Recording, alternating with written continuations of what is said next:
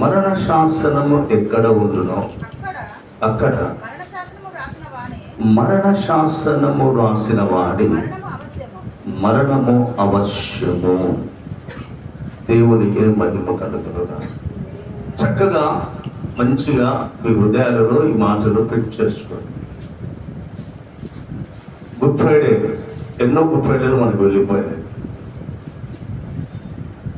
అంటే రకరకాల పద్ధతుల్లో ఎవరి ఇష్టానుసారంగా వాళ్ళు పండుగలు చేసుకుంటాం. అసలు దేవుడి చిత్తమా? దేవుడి ప్రణాళికలో ఉన్నదా? అసలు దేవుడేం చెప్తున్నాడు, మనమేం చెప్తున్నాం, మనమేం చేస్తున్నాం, మన ఇష్టానుసారంగా మనం చేసుకుంటూ వెళ్ళిపోతున్నామా? అసలు దేవుడు పద్ధతిలో మనం ఉన్నామా అనేది మనం తెలుసుకోవాలి. మరణ శాసనం ఎక్కడ రాయబడి ఉందో అక్కడ మరణ శాసనము రాసిన వాడు ఖచ్చితంగా చచ్చిపోవాలని అర్థం. మరణ శాసనం ఎక్కడ రాశాడు దేవుడు? ఏ దేవుడు రాశాడు? రాసిన దేవుడు చచ్చిపోవాలి. మరణ శాసనము రాసిన వాడు మరణించితేనే కానీ అట్టి శాసనము చెల్లదు. ఇది లోతైన మాట.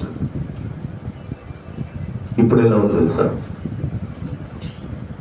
గుడ్ ఫ్రైడే అనగానే 40 రోజులు ప్లాన్ చేస్తాం. ఏం ప్లాన్ చేస్తామంటే, మనం కాదు, రకరకాల భక్తులు ఉన్నారు కాబట్టి వాళ్ళు నీసు తినకుండా చెప్పులు వేసుకోకుండా సరే వాళ్ళ బాధలను పడి ఉపవాసం చేస్తా ఉన్నారు. మనం తప్పు పట్టట్లేదు. కానీ ఈ 40 రోజులు ఎట్లా డ్రామా వేయాలి, ఎట్లా నేను డ్రామా వేయాలి, యేసుక్రీస్తు డ్రామా నేను వేస్తా ఉంటే అబ్బా రసవత్తరంగా ఉండాలి అని సిద్ధపడి ఉండే భక్తులు ఉన్నారు. ఈరోజు గుడ్ ఫ్రైడేకి నేను యేసయ్య వేషం వేయాలి, సిలువ వేయాలి, కొట్టాలు కొట్టాలి, దీనికోసం కసరత్తులు చేసే వాళ్ళు ఉన్నారు. లేరంటారా? ఉన్నారు.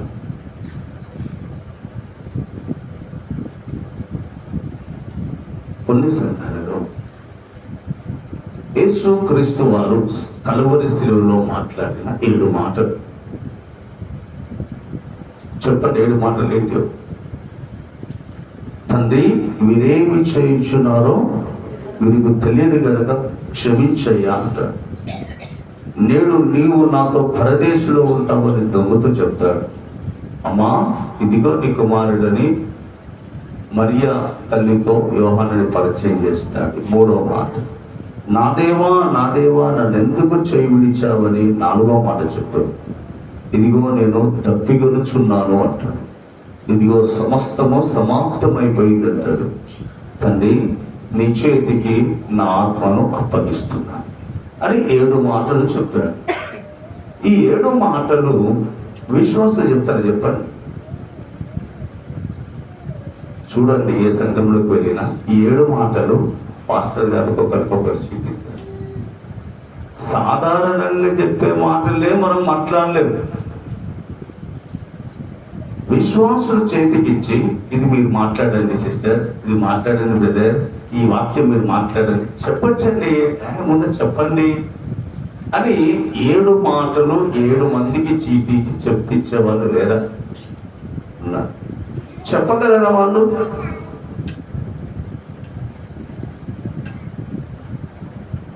చెప్పగలరా వాళ్ళు? చెప్పగలరు?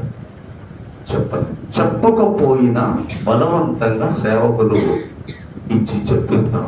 నువ్వు చెప్పు బ్రదర్, ఒక మాట, నువ్వు ఒకటి చెప్పు, నువ్వు ఒకటి చెప్పు అని చెప్పించే భక్తులు ఎంతో మంది.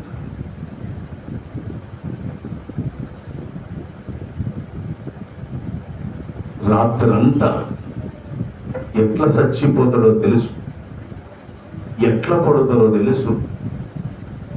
ఎంత వేదన, మరణం ఎంత భయంకరం ఉంటుందో తన కళ్ళ ముందు గెచ్చమనే తోటలో చూసి చూసి వేదన పడి మరణ వేదన అనుభవించి ఆ కలువరి శిలువలో ఇంత వేదన పడి ఆ 3 మైకుల మధ్యలో వేలాడబడి ఆ వచ్చి రాని స్వరంతో 7 మాటలు మాట్లాడితే దానిని విశ్వాసి చెప్పగలరంటారా? సేవకులు ఉన్నారు కదా, ఆ మాటలు ఎట్లా చెప్తారా పాస్టర్ గారు? అని చాలా సంఖ్యలో ఆ మాటలు చెప్పిస్తాను. దేవునికి మహిమ కలుగును గాక. అది నేను తప్పని నేను అనట్లేదు, కానీ ఏది ఎవరు ఎట్లా చేయాలో అన్ని చేయాలి. దేవునికి మహిమ కలుగును గాక. హల్లెలూయా, దేవునికి స్తోత్రం. కాబట్టి ఈ గుడ్ ఫ్రైడే రోజు మరి ఒక చక్కగా లోతైన మాటలు మనం అందరము విందాం. చాలాసార్లు ఈ 7 మాటలు నేను మీతో పంచుకున్నాను.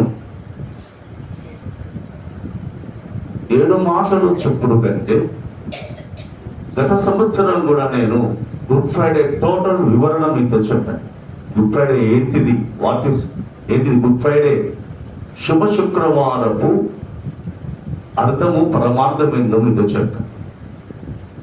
కాబట్టి చాలా మంది నన్ను చెప్పే వర్తమానము యూట్యూబ్లో ఉంటే ఎప్పుడైనా చూస్తారు కదా, మనం చెప్పిన తర్వాత నువ్వు చెప్పలేకపోవచ్చు అన్న ఉద్దేశంతో మళ్ళా నేను ఒక మాట చెప్తా ఉన్నాను. ఈరోజు గుడ్ ఫ్రైడే శుభ శుక్రవారపు పూర్తి వివరణ మనం ధ్యానం చేసుకుందాం. దేవునికే మహిమ కలుగును గాక.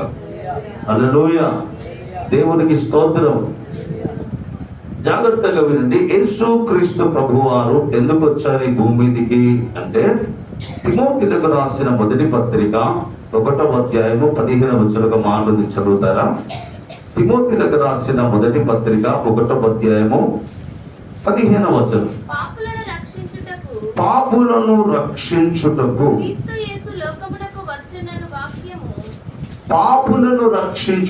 క్రీస్తు యేసు లోకమునకు వచ్చెను. గుర్తుపెట్టు, యేసు ప్రభు ఎందుకు వచ్చాడు అంటే పాపులను రక్షించడానికి క్రీస్తు యేసు వచ్చాడు. రెండవది మార్క్స్ వార్త 10వ అధ్యాయము 45వ వచనం గురించి చదువుతారా? పాపులను రక్షించడానికి యేసు ప్రభు వచ్చాడు. రెండవది మార్క్స్ వార్త 10వ అధ్యాయం 45వ వచనం. మనుష్య కుమారుడు పరిచారము చేయించుకొనుటకు రాలేదు గాని పరిచారము చేయుటకును అనేకుల కొరకు ప్రతిగా విమోచన క్రయధనముగా తన ప్రాణమును ఇచ్చుటకు వచ్చాడు. పాపులను రక్షించడానికి వచ్చాడు. అనేకుల పాప విమోచన క్రయధనం కోసము ప్రాణం పెట్టడానికి వచ్చాడు. దేవునికి మహిమ కలుగును గాక. లూకాసు వార్త 2వ అధ్యాయం 35వ వచనం చదువుతారా?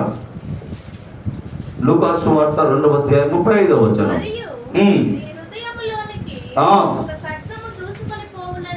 మరియు నీ హృదయములోనికి ఒక ఖడ్గము దూసుకొని పోవునని ఆయన తల్లి అయిన మరియతో చెప్పాను. జాగ్రత్తగా వినాలి. పాపులను రక్షించడానికి వచ్చాడు. మన కొరకు, మన పాప విమోచన కొరకు ప్రాణం పెట్టడానికి వచ్చాడు. తన తల్లితో సిమియోన్ అనే ప్రవక్త భక్తుడు యేసుక్రీస్తు 8వ రోజు, యేసుక్రీస్తు జన్మించి 8వ రోజు దేవాలయానికి తీసుకొచ్చినప్పుడు సిమియోన్ అనే భక్తుడు యేసుక్రీస్తుని ఎత్తుకొని ప్రవచనం చెప్తాడు. నానా సత్య స్వరూపి, నీ రక్షణను కనులారా చూసేనా, ఇక నేను సంతోషంగా వెళ్ళిపోతాను అంటే యేసయ్యని చూసే వరకు సిమియోను చనిపోడు అని ఒక వాగ్దానం, అంటే ఆయనకు ఒక వాగ్దానం ఉన్నది. కాబట్టి చూసి నేను హ్యాపీగా చనిపోతా అని చెప్పినప్పుడు మరలా ఆ బిడ్డను మరియమ్మ చేతులు పెట్టేటప్పుడు మరియమ్మని చూసి అంటాడు, ఇట్లా చూసామా, నీ హృదయంలోనికి ఒక ఖడ్గము కస్సం దిగిపోతుంది అమ్మా అంటాడు. కొడుకు పుట్టినప్పుడు ఖడ్గం చూసుకోపోతాం ఏంటండి, నీ గుండెలో కత్తి దూసుకొని పోతుంది మరియమ్మ అని చెప్పాడు. అంటే యేసుక్రీస్తు పుట్టడానికి కారణాలు చెప్తా ఉన్నా నేను. జాగ్రత్తగా వినాలి. కొంతసేపు పాపాలను క్షమించడానికి వచ్చాడు, అనేకుల కొరకు ప్రాణం పెట్టడానికి వచ్చాడు, అనేకుల కొరకు విమోచన క్రయధనంగా తన ప్రాణాన్ని పెట్టడానికి వచ్చాడు, పాపులను రక్షించడానికి వచ్చాడు. ప్రతి మనిషి కోసం మరణం రుచించడానికి వచ్చాడు. తన తల్లితో అంటా ఉన్నాడు, ఒక భక్తుడు, నీ గుండెలో ఒక కట్టం దూసుకోపోతుందమ్మా అని. దేవునికే మహిమ కలుగునుగాక. నేను ఫస్ట్ చదివిపించాను. మరణ శాసనము రాసిన వాడి మరణం అవశ్యముగా జరగాలి, అప్పుడు అది చెల్లును అని హెబ్రీయులకు రాసిన పత్రిక 9వ అధ్యాయంలో చక్కగా ఉంది. దేవునికి స్తోత్రం కలుగునుగా. యేసుక్రీస్తు ప్రభువారు రావడానికి కారణం ఏంటిదంటే తన ప్రాణం పెట్టడానికి వచ్చాడు. అనేకుల పాప విమోచన కొరకు వచ్చాడు. అనేకుల పాప విమోచన కొరకు వచ్చి తన ప్రాణం పెట్టి తన రక్తం కారుస్తేనే పాప విమోచన జరుగుతుందని వాక్యం సెలవిస్తాం. దేవునికే మహిమ కలుగును గాక. హెబ్రీయులకు రాసిన పత్రిక 9వ అధ్యాయము 22వ వచనం కూడా చదువుతారా? హెబ్రీయులకు రాసిన పత్రిక 9వ అధ్యాయం 22వ వచనం. మరియు ధర్మశాస్త్ర ప్రకారం మరియు ధర్మశాస్త్ర గ్రంథం ప్రకారము సమస్త వస్తువులు రక్తము చేత సమస్త వస్తువులు రక్తము చేత శుద్ధి చేయబడుననియు రక్తము చిందింపకుండా పాప క్షమాపణ జరగదని సామాన్యంగా చెప్పొచ్చు. వినాలందరూ సామాన్యంగా మనం ఒకటి చెప్పొచ్చు. ఏదైనా గుడికి పోయి హైందవ సోదరులు పోయినప్పుడు వాళ్ళు అన్ని అవి వస్తూ ఉంటారు. వీటన్నిటిని బట్టి ఏం తెలుసుకోవాలంటే రక్తము చిందించకుండా పాప క్షమాపణ జరగదు అని మీరు సామాన్యంగా తెలుసుకోవచ్చని వాక్యం సెలవిస్తా ఉంది.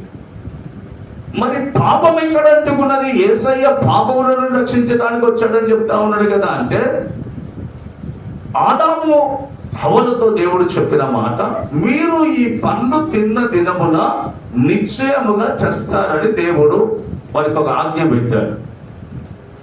ఏదైనా వనములో ఆదాము హవ్వ దేవుని ఆజ్ఞ మీరి పండు తినటం వలన ఆజ్ఞ అతిక్రమం పాపం, పాపానికి జీతం మరణం.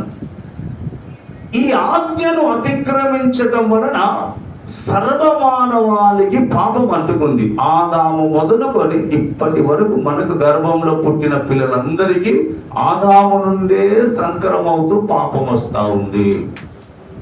ఈ పాపం పరిహరించబడాలంటే సామాన్యంగా చెప్పవచ్చు, ఏదైనా వస్తువు పరిశుద్ధపరచబడాలంటే రక్తము చిందించితేనే కానీ అది పరిశుద్ధపరచబడదు. ఏదైనా శుద్ధి చేయబడాలి అంటే ఏం చేయాలి? రక్తము చిందించబడాలి. రక్తము చిందించకుండా పాప క్షమాపణ జరగదు. ఇది సామాన్యంగా మీరు చెప్పవచ్చు అంటున్నారు. దేవునికి మహిమ కలుగును గాక. హల్లెలూయా.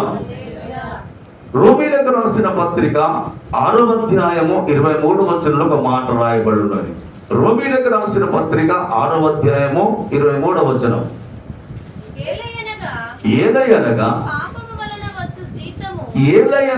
పాపము వలన వచ్చు జీతము మరణము. చాలు. పాపము వలన వచ్చు జీతం ఏంటిది? మరణం. ఈ మరణం అంటే మనం చచ్చిపోయే మరణం కాదు. మన ఆత్మ నిత్యము నరకం అనుభవించేది, నిత్య నరకములో ఉండేది మరణం. ఇది ఆజ్ఞను అతిక్రమించడం వలన సర్వమానవాళికి ఈ మరణం అంటుకున్నది.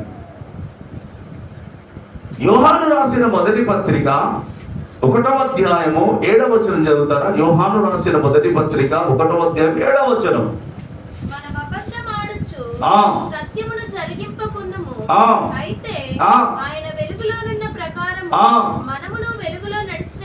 మనమును వెలుగులో నడిచిన ఎడల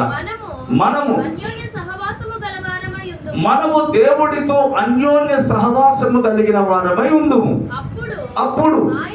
అప్పుడు ఆయన కుమారుడైన యేసుక్రీస్తు రక్తము ప్రతి పాపము నుండి మనల్ని పవిత్రులుగా చేస్తుంది. ఇది దేవుడి విశ్వ ప్రణాళిక. నేను చెప్పేటి అన్ని కూడా చాలా హృదయ మాటలు మీరు గుర్తెట్టుకోవాలి. పాపం వచ్చింది. పాపాన్ని తీసివేయటానికి తండ్రి అయిన దేవుడికి కుమారుడు యేసయ్య, ఆ యేసయ్య రక్తము ద్వారానే పాప విమోచన జరిగింది. ఇదంతా నేను మీకు ఎందుకు చెప్పానంటే, యేసయ్య వచ్చింది పాపులను రక్షించటానికి, వారి పాపములను తీసివేయటానికి, ఆయన రక్తము చిందించటానికి, ఆయన ప్రాణం పెట్టడానికి, ఆయన రక్తములోనే మనకు పాప విమోచన ఉన్నది అని, ఆయన రక్తము ద్వారా మనకు పాప విమోచన కలుగ చేయడానికి యేసయ్య 2000 సంవత్సరాల క్రితం వచ్చాడు. ఇది దేవుడి ప్లాన్. మంచిది, కొద్ది నిమిషాలు దేవుడి వాక్యాన్ని ధ్యానించుకుందాం. దేవుడికి మహిమ కలుగునుగా. హల్లెలూయా. కీర్తనల గ్రంథము 118వ అధ్యాయం. కీర్తనల గ్రంథం 118వ అధ్యాయం 24వ వచనం. 22 నుంచి చదువుతారా? కీర్తనల గ్రంథం 118వ అధ్యాయము 22వ వచనం చదువురా. ఇల్లు కట్టువారు నిషేధించిన రాయి మూలకు తలరాయి ఆయను. అది యెహోవా వలన కలిగినది. అది మన కన్నులకు ఆశ్చర్యము. ఇది యెహోవా ఏర్పాటు చేసిన దినము. దీని యందు మనము దీని యందు ఉత్సహించి సంతోషించదము. ఇక చూడండి, చక్కగా వినండి, మీ గుండెలో ప్రింట్ అవ్వండి. ఇక్కడ భక్తుడు 2 మాటలు రాస్తా ఉన్నాడు. ఏం రాస్తా ఉన్నాడంటే, ఇల్లు కట్టువారు నిషేధించిన రాయి మూలకు తలరాయి ఆయను. ఫస్ట్ ఇల్లు కట్టేటప్పుడు ఒక రాయి, వేస్ట్ రాయని పడేసిందంట. ఇది వేస్ట్, పనికి రాని రాయని అవతల పడేసిందంట. అది తలకు మూల రాయి అయిందంట. వేస్ట్, ఇది ఈ రాయి పనిపోతుంది, తీసి అవతల పడేసిండ్రు. ఆ రాయి అంట తలకు మూల రాయిగా మారింది. ఒకటి, ఇల్లు కట్టేవాడు నిషేధించిన రాయి తలకు మూల రాయి అయింది. ఒకటి, అది యెహోవా వలన కలిగినది. జాగ్రత్తగా వినాలి. అది యెహోవా వలన కలిగింది. అది మన కన్నులకు ఆశ్చర్యము. ఇది యెహోవా ఏర్పాటు చేసిన దినము. దీని యందు మనం ఉత్సహించి సంతోషించాలి. చాలా లోతైన మాటలు, 2 మాటలు చెప్తాము. యెహోవా వలన ఏం జరిగిందంటే, ఒక రాయి నిషేధించబడింది, కానీ లాస్ట్ అదే థింక్ అయింది. ఆ రాయే తలకు మూల రాయి అయింది. వేస్ట్ అన్నది కదా, ఆ రాయి తలకు మూల రాయి అయిందంట. ఇది యెహోవా వలన కలిగినది. అది మన కన్నులకు ఆశ్చర్యము. ఇది యెహోవా ఏర్పాటు చేసిన దినం. దీని అందులో ఉత్సహించి సంతోషించాలి. జాగ్రత్తగా వినాలి. ఈ రాయి ఎవరు? దేవుడు నిర్ణయించిన, యెహోవా ఏర్పాటు చేసిన దినం ఏంటిది? దేవుడు ఏదో ఒక దినాన్ని ఏర్పాటు చేసిందంట. ఒక రాయిని తృణీకరించాడంట దేవుడే. ఈ రాయి ఎవరు? దేవుడు ఏర్పాటు చేసిన ఈ దినం ఏంటిది? దీని యందు మనం ఉత్సహించి సంతోషించాలని వాక్యం సెలవిస్తాం. ఈ సత్యాలు తెలిస్తే భూమి మీద నీ జీవితం ప్రత్యేకంగా ఉంటుంది. పిచ్చి పిచ్చిగా బతుకు. సత్యం లేనప్పుడు, వాక్యం నీలో లేనప్పుడు నువ్వు సాధారణంగా బ్రతికేస్తావు. కానీ నీ లోపల సత్యం తెలిసినప్పుడు నీ లైఫ్ స్టైల్ వేరుంటుంది. నీ భక్తి కానీ, నీ స్టాండర్డ్ కానీ, ఆ స్థాయి వేరుంటుంది. నీకు వాక్యం అర్థం కాలేదనుకో, పితా పుత్ర పవిత్ర ఆత్మ అనుకున్న సాధారణంగా గుంపులో గోవిందలాగా బతుకుతావు. కానీ నీకు ప్రత్యేకమైన వైరాగ్యం అనేది నీకు రాదు. కాబట్టి లోతులో ఈ మాటలు మీతో మాట్లాడుతుండగా రిసీవ్ చేసుకొని దానిని ఆస్వాదించుకోగలిగితే దేవుని కృపకు పాత్రుడు రాదు. 2 మాటలు చెప్తున్నా. ఒకటి, ఇల్లు కట్టవడానికి ఉపయోగించిన రాయి అది నిషేధించబడిన రాయి అంట. ఇది యెహోవా వలన కలిగినది. రెండవది, దేవుడు ఒక దినాన్ని సిద్ధపరిచాడట. ఆ దినం అంట మనం ఉత్సహించి సంతోషించాలని. ఏ దినము ఉత్సహించి సంతోషించాలి? ఏ దినాన్ని సిద్ధపరిచాడు?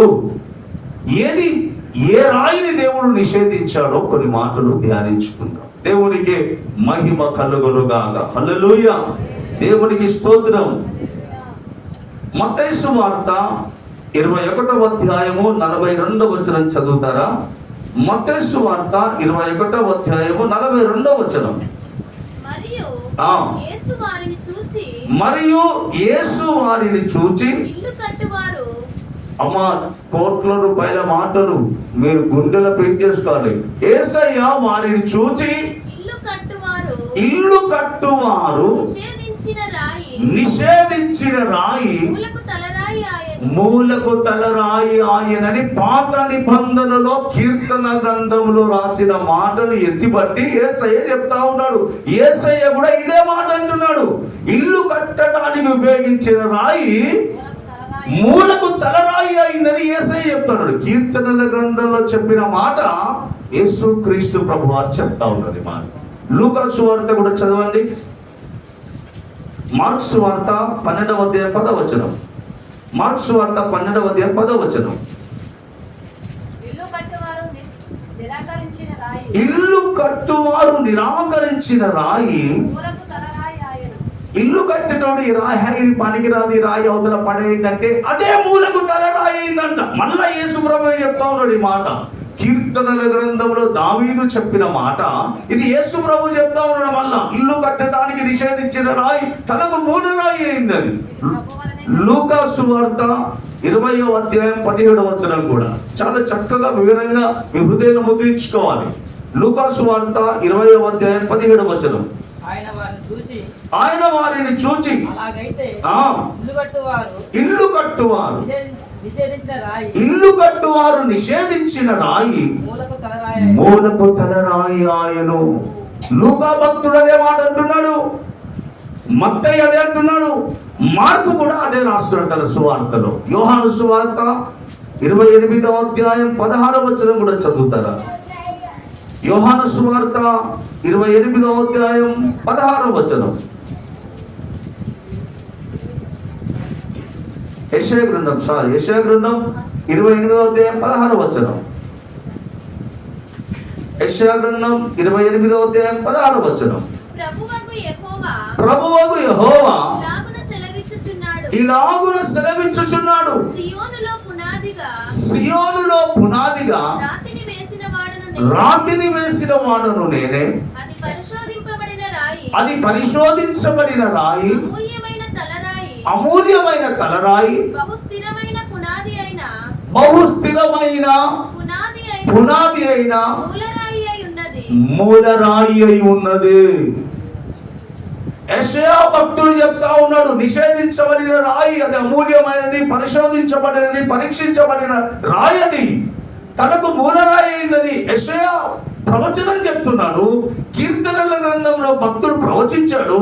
ఇవే మత్తయి, మార్కు, లూకా ఈ సువార్తలలో యేసయ్య క్లియర్ గా నిషేధించబడిన రాయి తనకు మూలరాయి అని యేసయ్య కూడా అదే రాయి గురించి ఎత్తిపట్టి చేస్తారు. ఎవరు మరి రాయి? ఎవరు ఈ రాయి? చూడండి ఒకసారి. దేవుని స్తోత్రం కలుగునుగాక. ఈ మాట అనేక మంది ప్రవక్తలు వారి గ్రంథాలలో ముందే రాసి పెట్టారు. దేవునికి స్తోత్రం కలుగునుగాక. హల్లెలూయా. దేవునికి స్తోత్రం. జాగ్రత్తగా వినాలి. ఏదైనా వాక్యం చెప్పినప్పుడు అది వాక్యానుసారంగా ఉందా, వాక్యానుసారంగా లేదా అని మీరు కూడా పరిశీలన చేయాలి.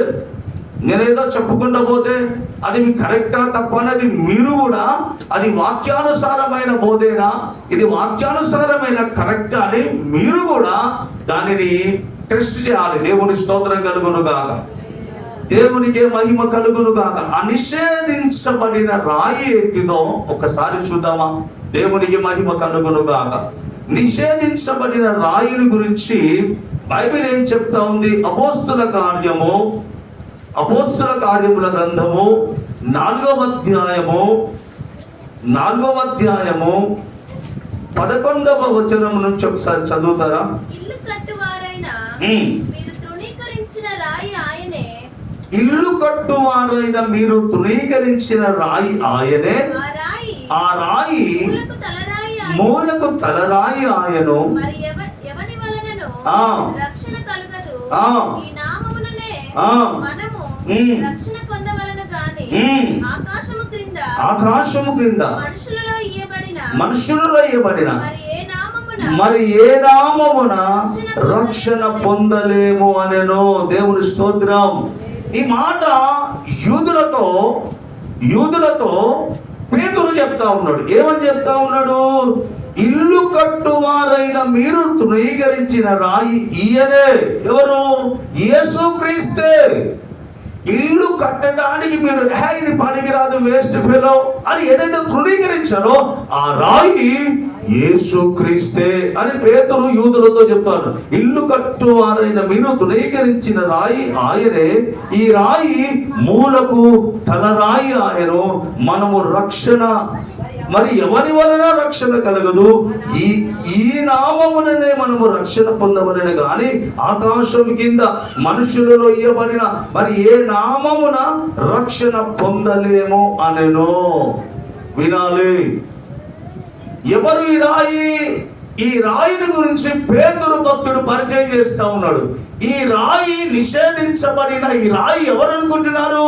మీరు నువ్వు దేవుని కుమారుడేమైంది, నీతోని పాప క్షమాపణ జరుగుతుంది అని మీరు ఎవరినైతే సిలువ వేసి చంపారో ఆ యేసుక్రీస్తే రాయి. ఆయన నిషేధించబడిన రాయి. ఆ రాయి ద్వారానే ఆకాశము కింద ఏ నామము కూడా రక్షించలేదు మీ పాపముల నుండి.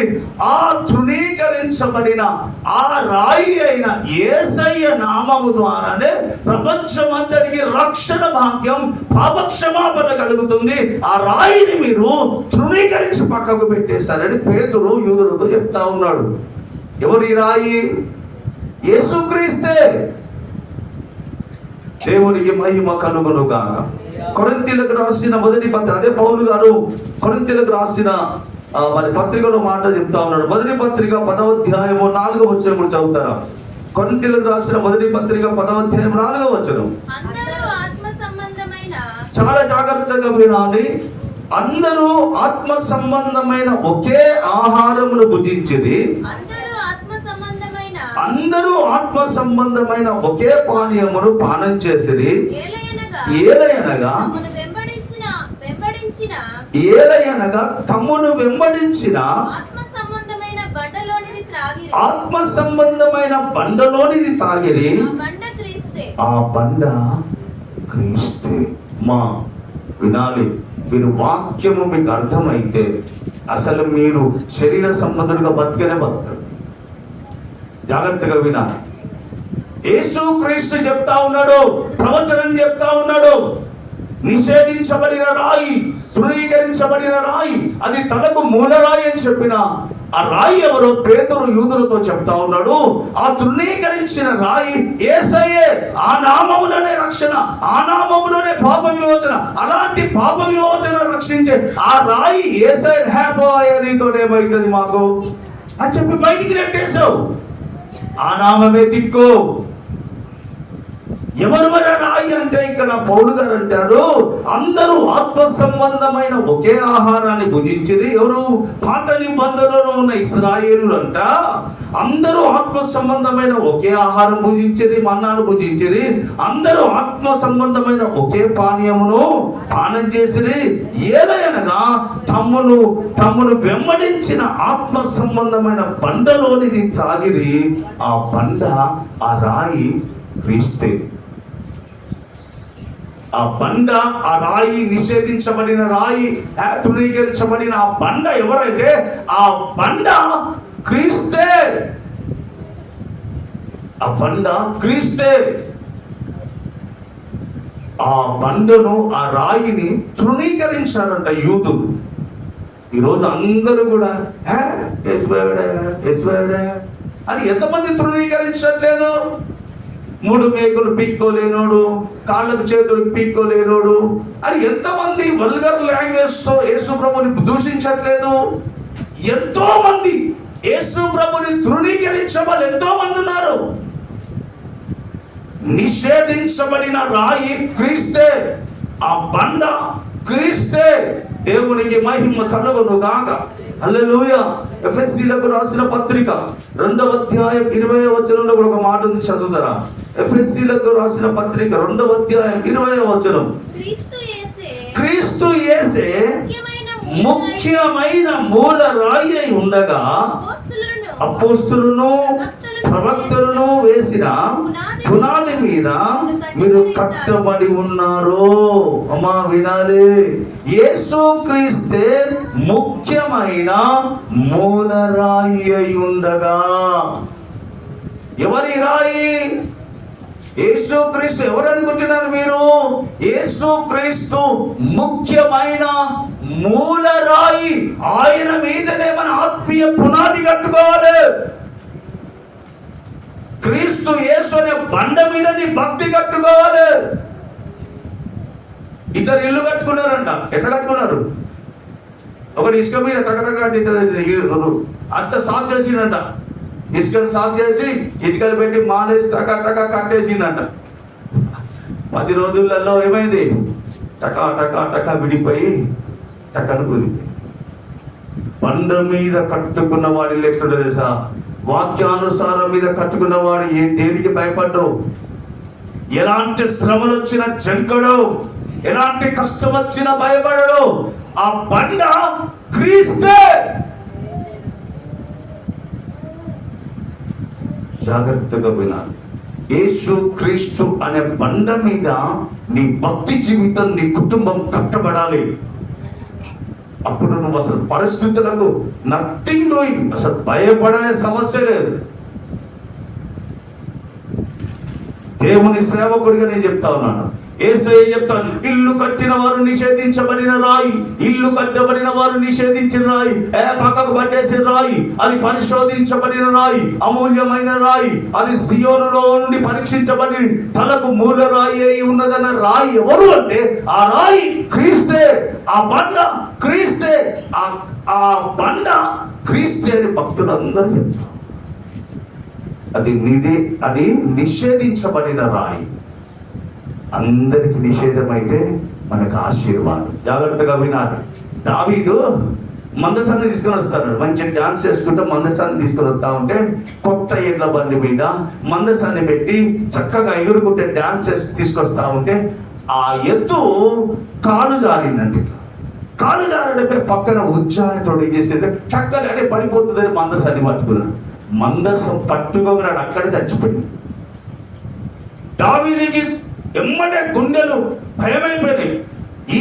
ఈ మందసాన్ని ముట్టుకుంటే చచ్చిపోతే ఇది నా ఇంట్లోకి ఎందుకు, నా రాజ్యానికి ఎందుకు? వామ్మో, ఇంత పవర్ఫుల్ మందిరాన్ని ఈ మందసం నాకు వద్దని చెప్పేసి పక్కన ఉభయదేదేమో ఉంటే వాడు చచ్చిన వాటిలో పెట్టి పడేసి. జాగ్రత్తగా వినాలి. ఆ ఇంట్లో పడేసి నిషేధించగా వద్దు, నాకు ఈ మందసం వద్దు, అమ్మో దాన్ని ముట్టుకుంటే ఉంచ చచ్చిపోయిండు, నేను ముట్టుకుని నేను చచ్చిపోతే నా రాజ్యం కదా, నా రాజ్యం ఏమైపోతుంది. ఓబేదేదేమో ఇంట్లో పక్కకు పడేసి వచ్చేసి అదే మందసం ఓబేదేవుని లేపు కూర్చోబెట్టి. హల్లెలూయా. దావీదు తృణీకరించాడు. ఓబేదేవుని దేవుడు ఏం చేశాడు? ఆ మందసం తన ఇంట్లో ఉంటే ఆశీర్వదించడం మొదలు. దావీదు భయపడ్డాడు. ఓబేదేవుని ఆశీర్వదించమని. దేవునికి మహిమ కలుగుతుందాక. అందరు యేసయ్యను తృణీకరించారు. మనకు దొరికింది యేసయ్య మనల్ని ఎంతగా ఆశీర్వదిస్తాడంటే పిచ్చి లేగాలి, పిచ్చి లేపిస్తాడు. ఆ దేవుడు మనకు దొరికాడు. యూదులు తృణీకరించారు. నువ్వెక్కడ దేవుడు, మాకెవరు దేవుడు, మాకు యెహోవా దేవుడు అని వాళ్ళు తృణీకరించారు. వాళ్లకు తృణీకరిస్తే ఆ రక్షణ అన్యజనులమైన మన దగ్గరికి వచ్చింది. ఈరోజు మనకు దేవుడు యూదులు నిషేధిస్తే ఆ నిషేధించబడిన రాయి మనకు ఉపయోగపడ్డది. ఇంత గొప్ప రక్షణ ఏంటంటే పాప జీవితం, గలీ జీవితం, దరిద్రమైన బతుకుతున్న మనల్ని ఎంత పరిశుద్ధులుగా మార్చాడండి ఆ నిషేధించబడిన రాయి. ఈ నిషేధించబడిన రాయి ఎవరయ్యా అంటే యేసు క్రీస్తే ఆ రాయి. దేవునికి మహిమ కలుగును గాక. పేతురు రాసిన మొదటి పత్రిక 2వ అధ్యాయం 4వ వచనం కూడా ఒకసారి చదువుతారా? పేతురు రాసిన మొదటి పత్రిక 2వ అధ్యాయం 4వ వచనం. మనుషుల చేత విసర్జింపబడినను, మనుషుల చేత ఎంత వేస్ట్ అని మనుషుల చేత విసర్జించబడినను దేవుని దృష్టికి ఏర్పరచబడినది అమూల్యమును సజీవమైన రాయగు ఆ రాయగు ప్రభువునద్దకు వచ్చిన వారై, అబ్బా, ఆ రాయగు ప్రభువు దగ్గరికి వచ్చిన వారై యేసుక్రీస్తు ద్వారా దేవునికి అనుకూలమగు దేవునికి అనుకూలమగు ఆత్మ సంబంధమైన ఆ బలులు నర్పించుటకు ఆ పరిశుద్ధ యాజకులుగా ఉండునట్లు మీరును సజీవమైన రాళ్ల వలె నుండి. హల్లెలూయా. ఆ తృణీకరించబడిన రాయిని మనకు దొరికితే దేవుడు మనల్ని కూడా సజీవమైన రాళ్ళగా మార్చాడంట. దేవునికి స్తోత్రం కలుగును కాక. ఎవరు నిషేధించబడిన రాయి అంటే యేసుక్రీస్తు నిషేధించబడిన రాయి. అది పరీక్షించారు. దేవుడా కాదా, దేవుడా అని అందరూ రిజెక్ట్ చేసేసారు, అందరూ త్రోసి పడేశారు. ఆ త్రోసి వేసిన రాయి ఏమైంది తెలుసా? మనకు దొరికింది. అది ఏం చేస్తా? మూలకు తన రాయి అయింది. మూలరాయి. ఇది మూలరాయి అంటారు. ఇదేంటారు? ట్రయాంగిల్. ఇది ఏమంటారు? ట్రయాంగిల్ అంటారు. ఇట్లా ఈ మూలరాయి, ఈ రాయి చాలా ఇంపార్టెంట్. ఈ మూలరాయి అనేది ఇంపార్టెంట్. మెస్సీలకు తెలుసు. ఆ ఇంపార్టెంట్ రాయిగా దేవుడు మనకు దొరికాడు. ఆయనే మనకు దొరకకపోతే మన బతుకులు ఏమైపోతుంది, మన జీవితాలు ఏమైనా? ఎప్పుడో చచ్చిపోయింటాను నేనైతే, ఎప్పుడో చచ్చిపోయింటాను నేనైతే. ఆ అందరూ నిషేధించబడిన రాయి యేసయ్య నాకు దొరకటం, మనందరికీ దొరకటం, ఈ రోజు కుటుంబాలతో సంతోషంగా ఉన్న దేవుని కృప. ఎవరు ఈ రాయి?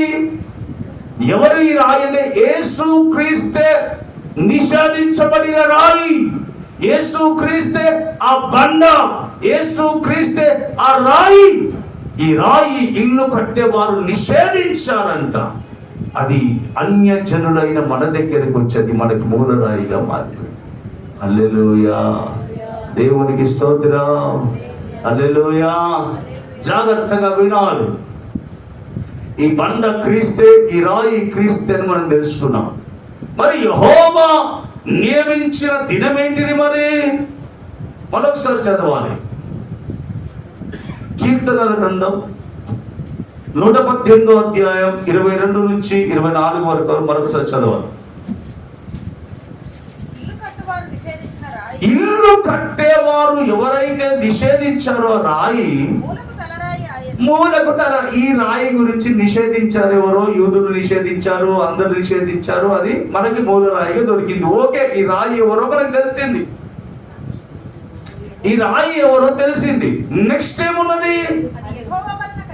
అది యెహోవా వలన కలిగింది. అది దేవుడే చేశాడు. అందరూ యేసయ్యను తృణీకరించారని దేవుడి ప్లానే. వాళ్ళు తృణీకరించారు కాబట్టి అన్యజనులమైన మనకు దొరికింది. నెక్స్ట్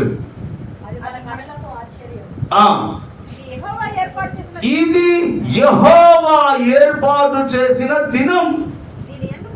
దీని యందు మనము ఉత్సహించి సంతోషించాలి.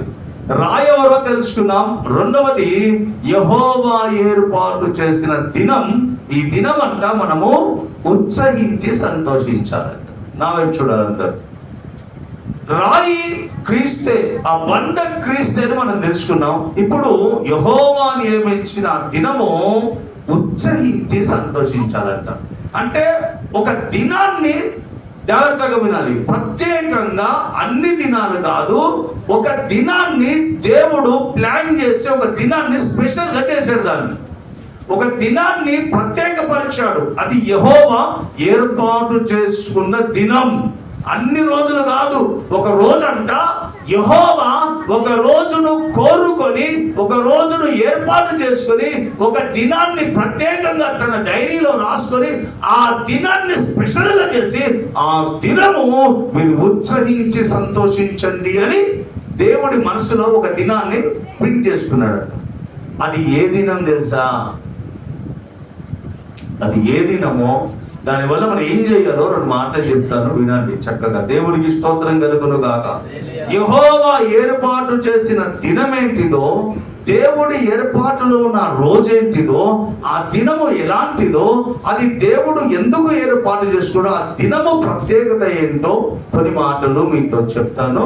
మీ హృదయంలో ముద్రించుకోండి. దేవునికి మహిమ కలుగును గాక. హల్లెలూయా.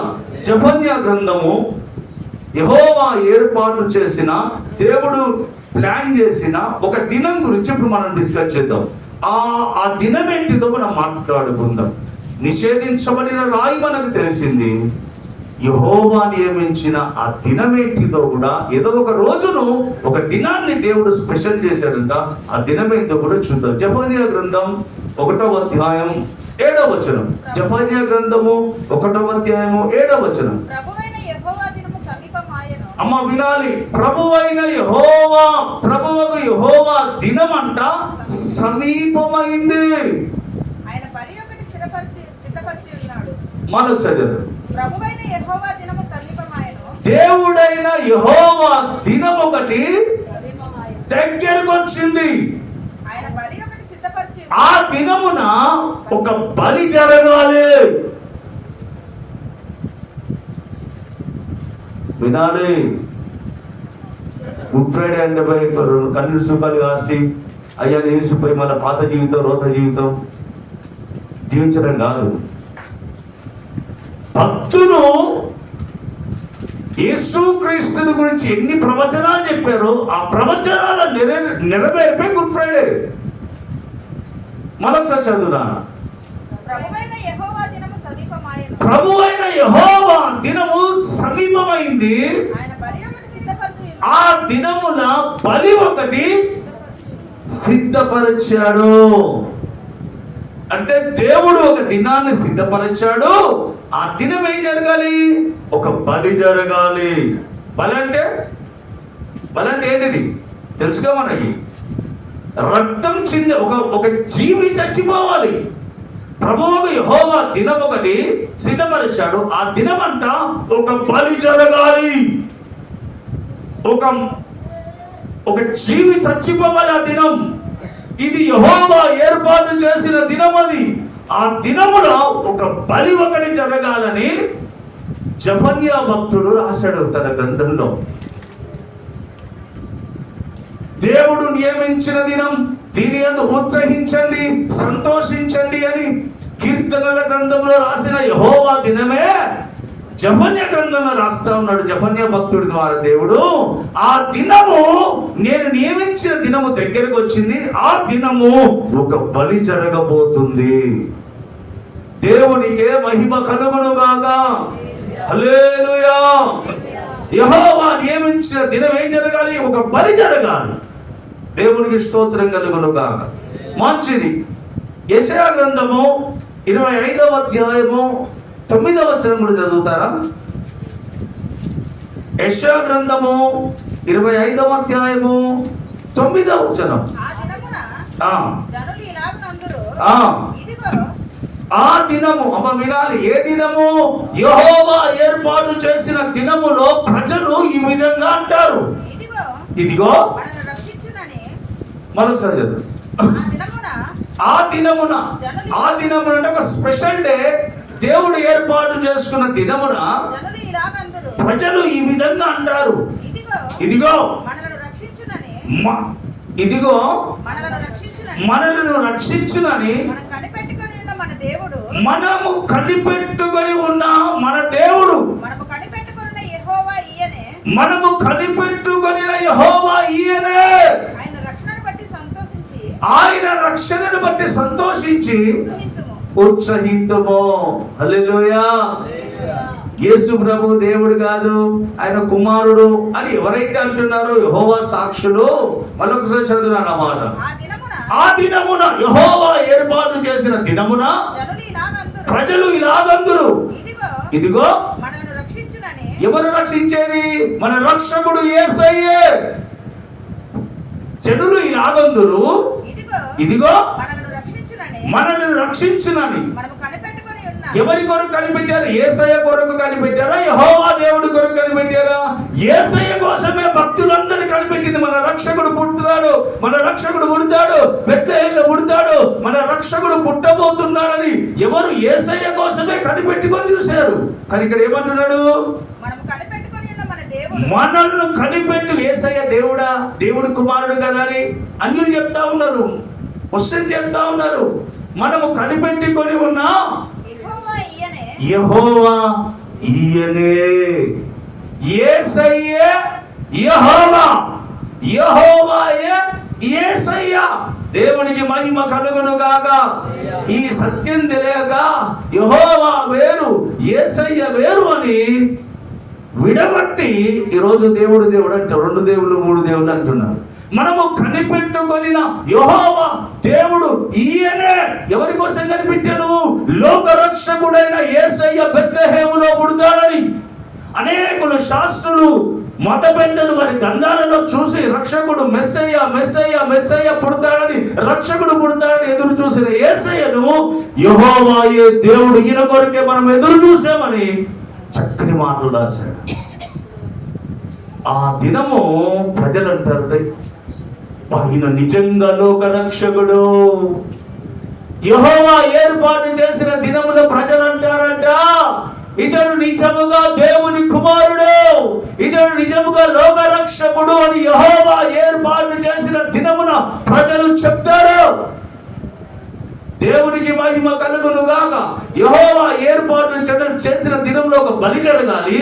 యెహోవా ఏర్పాటు చేసిన దినములో ప్రజలు చెప్తారంట, ఇతడు నిజముగా లోక రక్షకుడు, ఇతడు నిజముగా దేవుని కుమారుడు అని ప్రజలు చెప్తారంట ఆ దినం. దేవునికే మహిమ కలుగును గాక. హల్లెలూయా, దేవునికి స్తోత్రం. ఆమోసు గ్రంథం 8వ అధ్యాయం. ఇవన్నీ కూడా పాత నిబంధనలో చెప్తా ఉన్న యెహోవా ఏర్పాటు చేసిన దినాన్ని గురించి. ఆమోసు గ్రంథం 8వ అధ్యాయము 9-10 వచనాలు. ప్రభువైన యెహోవా సెలవిచ్చినదేమనగా, ఆ దినమున నేను, ఆ దినము అంటే గుర్తు పెట్టుకోవాలి, యెహోవా ఏర్పాటు చేసిన దినం. ఆ దినమున నేను మిట్ట మధ్యాహ్నం, చదవాలి, సూర్యుడిని లేకుండా చేస్తాను, పగటి వేళను భూమికి చిమ్మ చీకటి కమ్మించినట్టు చేస్తాను. చాలు. యెహోవా ఏర్పాటు చేసిన దినం అంట మిట్ట మధ్యాహ్నం సూర్యుని తీసి కటిక చీకటి గాఢాంధకారాన్ని చేస్తా దినం అంటున్నాడు. ఏ దినం? ఏదో ఒక దినం దేవుడు ఏర్పాటు చేసుకున్న రోజు అది, స్పెషల్ డే, అది ఒక ప్రత్యేకించబడిన రోజు అది. యెహోవా ఏర్పాటు చేసిన దినం, దీని యందు మీరు ఉత్సహించండి, సంతోషించండి అని కీర్తనకారుడు చెప్పినట్టు యెహోవా ఏర్పాటు చేసిన దినం అంట. ఆ రోజు ఒక బలి జరగబోతుందంట. యెహోవా ఏర్పాటు చేసిన దినములో ప్రజలు అంటారంట, ఇతడు నిజముగా లోక రక్షకుడు అని. ఆ దినము యేసయ్యల గురించి, దేవుడి గురించి చెప్తారంట. మూడవది, యెహోవా ఏర్పాటు చేసిన దినము మిట్ట మధ్యాహ్నము సూర్యుని తీసి గాఢాంధకారం చేస్తాడంట. ఇది దేవుడు ఏర్పాటు చేసుకున్న దినంలో బలి జరుగుతుంది. దేవుడు ఏర్పాటు చేసుకున్న దినంలో ప్రజలు అంటారు, ఇతడు నిజంగా లోక రక్షకుడు అంటారట. యెహోవా ఏర్పాటు చేసుకున్న దినంలో మిట్ట మధ్యాహ్నం సూర్యుని తీసేసి గాఢాంధకారం చేస్తాడు. ఇవన్నీ కూడా యెహోవా ఏర్పాటు చేసుకున్న ఒక ప్రత్యేకమైన రోజు గురించి మాట్లాడతాం. దేవునికే మహిమ కలుగును గాక. హల్లెలూయా. యోవేలు గ్రంథము 2వ అధ్యాయము 1-2 వచనాలు కూడా చదువుతారా అమ్మా? సియోను కొండ మీద బాకా ఊదుడి, నా పరిశుద్ధ పర్వతం మీద హెచ్చరిక నాదము చేయుడి. అమ్మా వినాలే, యెహోవా ఏర్పాటు చేసిన దినం ఒకటి వస్తుంది, అమ్మ వినాలి మీరు, యెహోవా ఒక దినాన్ని ఏర్పాటు చేశాడు, అది దగ్గరకు వచ్చింది.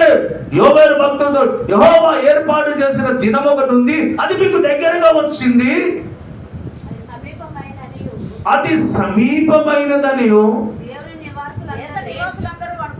దేశ నివాసులందరూ వణుకుదురుగాక.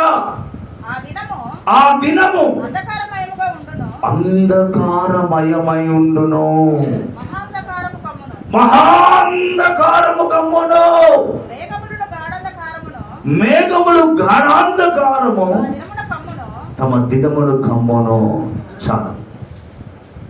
యెహోవా ఏర్పాటు చేసిన దినమంట వినాలి, సమీపమైంది. అక్కడ గాఢాంధకారము కమ్ముతుంది, దేశ నివాసులు గడగడ వణుకుతారు. అంటే మిట్ట మధ్యాహ్నం గాఢాంధకారము జరిగే అవకాశం ఉందని వాక్యం సెలవిస్తుంది. జాగ్రత్తగా వినాలి. యెహోవా ఏర్పాటు చేసిన దినం ఏమవుతుందంట, మిట్ట మధ్యాహ్నము గట్టిగా చీకటి భూమిని కమ్మ చేస్తాను, అది దగ్గరకు వచ్చిందని మనతో చెప్తలేడు. ఇది పాత నిబంధన భక్తులతో చెప్పిన మాటలు ఇవన్నీ, పాత నిబంధన ఉన్న ప్రవక్తలకు చెప్పిన మాటలు ఇవే, పాత నిబంధన ఉన్న భక్తులతో మాట్లాడిన మాటలు ఇవే. యోవేలుతో మాట్లాడు, జెఫన్యా గారితో మాట్లాడు, కీర్తనకారుతో మాట్లాడు, యెషయాతో మాట్లాడు, ఆమోసుతో మాట్లాడాడు. ఆ దినము స్పెషల్, అది యెహోవా ఏర్పాటు చేసిన దినం. ఆ దినం ఒకటి బలి జరుగుతుంది. ఆ దినములో దేవుణ్ణి మీరు చూస్తారు, ఇతడే మా రక్షకుడు అని ప్రజలు చెప్తారు.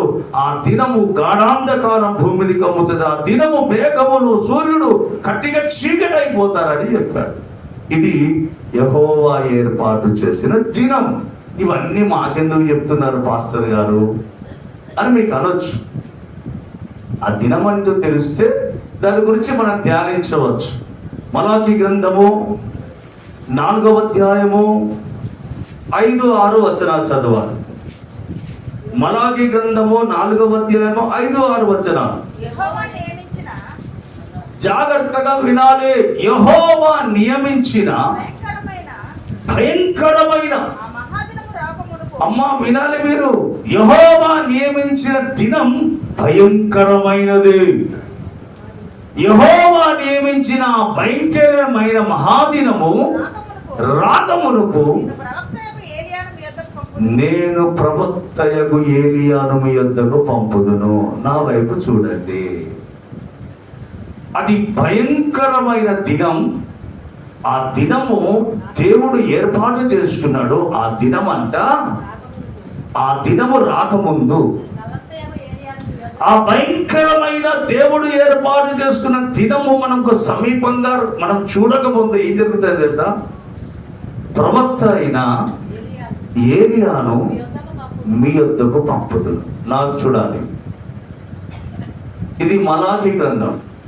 నెక్స్ట్ ఎమ్మటే కొత్త నిబంధన. అది మలాకీ గ్రంథము, నెక్స్ట్ కొత్త నిబంధన. మలాకీ గ్రంథము తర్వాత ఎమ్మటే మత్తయి సువార్త. అరే ఏలియా ఎక్కడున్నాడంటే రాజుల గ్రంథంలో ఉన్నాడు ఏలియా. జ్ఞానం ఉంటే క్యాచ్ చేసుకోండి. రాజుల గ్రంథంలో తిష్బీయుడైన ఏలియా, తిష్బీయుడైన ఏలియా ఆహాబు రాజు కాలంలో, యెజబెలు రాణిగా ఉన్న కాలంలో అక్కడ ఉన్న ఏలియా మలాకీ గ్రంథం అంటాడు, ఆ యెహోవా నియమించిన భయంకరమైన మహాదినము రాకముందు మరలా నేను ఏలియాను పంపిస్తున్నాను అంటున్నాడు. ఏలియా ఎక్కడోడు? ఏలియా వచ్చే వెళ్ళిపోయే. మళ్ళా అంటున్నాడు మలాకీ తోటి, ఆ దినము ఏలియా వస్తాడు. మరి వచ్చాడా? ఏలియా వచ్చాడా? ఏలియా వచ్చాడు, వెళ్ళిపోయాడు. మళ్ళా ఏలియా వచ్చుడు ఏంటండి? ఆ దినము ఏలియా వస్తాడు. ఆ భయంకరమైన మహాదినము జరగక ముందు ప్రవక్త ఏలియాను నేను మీ వద్దకు పంపుతానని దేవుడు చెప్పు. మరలా ఏలియా వచ్చుడు ఏంటిదండి? ఆ దినము రాకముందు ఏలియా వస్తాడంట. ఒకసారి చూద్దామా? ఎవరు ఏలియా? ఎప్పుడు వచ్చాడు? మరొక చదివినది మలాకీ గ్రంథం 4వ అధ్యాయం 5వ వచనం. యెహోవా నియమించిన భయంకరమైన ఆ మహాదినము రాకమునుపు నేను ప్రవక్తయగు ఏలియాను మీ యొద్దకు పంపుదును. అతడు కంటిన్యూ నేను వచ్చి దేశమును శపించకున్నట్టు. అతడు ఎవరు? ఏలియా. అతడు తండ్రుల హృదయమును పిల్లల తట్టుకును, పిల్లల హృదయము తండ్రుల తట్టుకు తిప్పును. జాగ్రత్తగా వినాలి. ఆ భయంకరమైన మహాదినము రాకముందు ప్రవక్త ఏలియా నేను పంపిస్తాను. అతడు తండ్రుల హృదయము పిల్లల తట్టు, పిల్లల హృదయం తండ్రుల తట్టు తిప్పుతాడు. ఎవరు? ఏలియా. అసలు ఏలియా ఎప్పుడో వచ్చాడు, రాజుల గ్రంథంలో ఉన్నవాడు. ఈ మలాకీ చెప్పడం ఏంటిది? మలాకీ భక్తుడితో దేవుడు చెప్పడం ఏంటంటే ఆ యెహోవా దినము భయంకరమైన మహాదినము రాక మునుపు నేను ఏలియాను పంపుతానని చెప్పాడు. చూడండి ఒకసారి మత్తయి సువార్త 11వ అధ్యాయము, మత్తయి సువార్త 11వ అధ్యాయము 11 నుంచి 14 వరకు చదువుతారా? స్త్రీలు కనిన వారిలో అమ్మా ₹1,00,00,000 మాటలు ఇవి. స్త్రీలు ఎవరైతే కన్నారో, స్త్రీలు కనిన వారిలో బాప్తిస్మమిచ్చు యోహాను కంటే గొప్పవాడు పుట్టలేదని నిశ్చయంగా నేను మీతో యేసు ప్రభువు చెప్తా ఉన్నాడు. బాప్తిస్మమిచ్చు యోహాను గురించి, స్త్రీలు కనిన వారిలో బాప్తిస్మమిచ్చు యోహాను కంటే గొప్పవాడిగా పుట్టలేదు, అతడే గొప్పవాడని చెప్పి అయినను పరలోక రాజ్యములో అల్పుడైన వాడు అతని కంటే గొప్పవాడు. బాప్తిస్మమిచ్చు యోహాను దినములు మొదలుకొని ఇప్పటి వరకు పరలోక రాజ్యం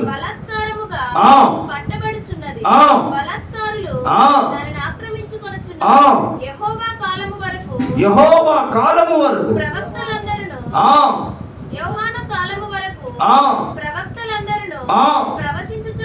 ప్రవచించుచు వచ్చిరి. ధర్మశాస్త్రము సహా ప్రవచించుచుండెను.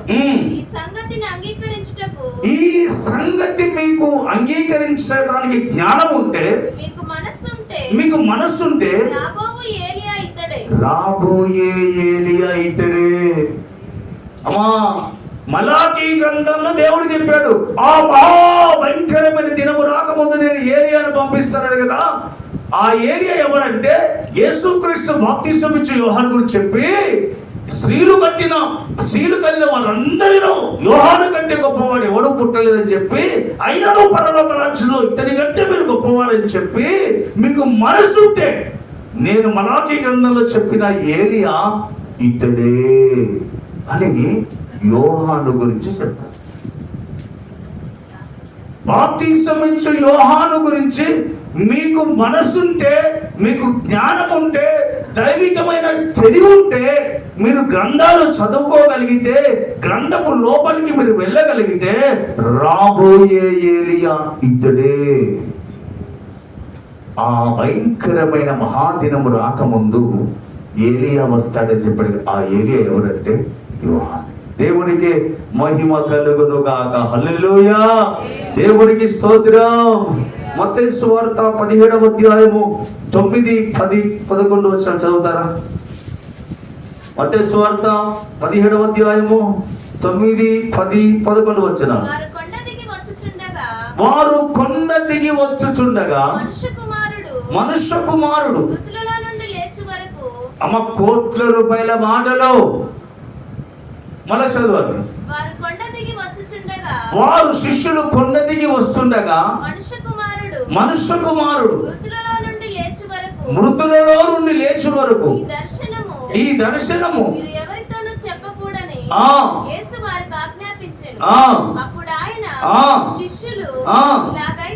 ఇలాగైతే ఏలియా ముందుగా రావాలనని శాస్త్రులు ఇదే మలాకి గ్రంథాన్ని పట్టుకొని శాస్త్రులు మాట్లాడతాడు. ఏలియా ముందుగా రావాలని ఎందుకు చెప్తున్నారయ్యా యేసయ్య? ఆయన అడిగిరి. అందుకు యేసయ్య అమ్మా కోట్ల రూపాయల మాటలు ఇవి మీరు దొరకవి. అందుకు యేసయ్య అంటాడు, ఏలియా వచ్చి సమస్తమును చక్కబెట్టిన మాట నిజమే. అయినను ఏలియా ఇదివరకే వచ్చెను, వారు అతనిని ఎరగక వారికి ఇష్టం వచ్చినట్లు అతని ఎడల చేసిరి. మనుష్య కుమారుడు కూడా అలాగే వారి చేత శ్రమలు పొందబోచున్నాడని. అప్పుడు ఆయన బాప్తిసం ఇచ్చు యోహానును గురించి అబ్బా తమతో అంటే రాబోయే ఏలియా వచ్చాడు, సమస్తము చక్కబెట్టాడు, అన్ని చేసుకొని పోయాడని శిష్యులతో యేసయ్య చెప్పిన మాట. బాప్తిస్మం ఇచ్చు యోహాను గురించి ఏలియా వచ్చాడు పోయాడని చెప్పింది ఎవరు తెలుసా? బాప్తిస్మం ఇచ్చు యోహాను ఏలియా ఆత్మ కలిగిన వాడు. హల్లెలూయా. ఈ భయంకరమైన మహాదినము రాకముందు ఏం జరగాలి? ఏలియా రావాలి. ఏలియా ఎప్పుడు వచ్చాడు? బాప్తిసం ఇచ్చు యోహాను దగ్గరికి వచ్చాడు. ఆయన లోపలికి. దేవుని స్తోత్రం కలుగును గాక. హల్లెలూయా. లూకా సువార్త 1వ అధ్యాయము 13 నుంచి 17 వచనాల వరకు కూడా చదువుతారా? లూకా సువార్త 1వ అధ్యాయము 13 నుంచి 17 వచనాలు. అప్పుడు ఆ దూత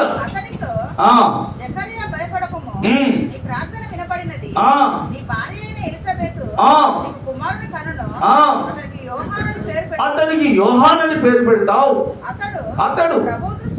అతడు ప్రభు దృష్టికి గొప్పవాడై ద్రాక్షారసమైనను మద్యమైనను తాగక తన తల్లి గర్భములో పుట్టినది మొదలుకొని పరిశుద్ధాత్మ చేత నిండుకొనిన వాడై ఇశ్రాయేలీయులను అనేకులను ప్రభువైన దేవుని వైపు తిప్పును.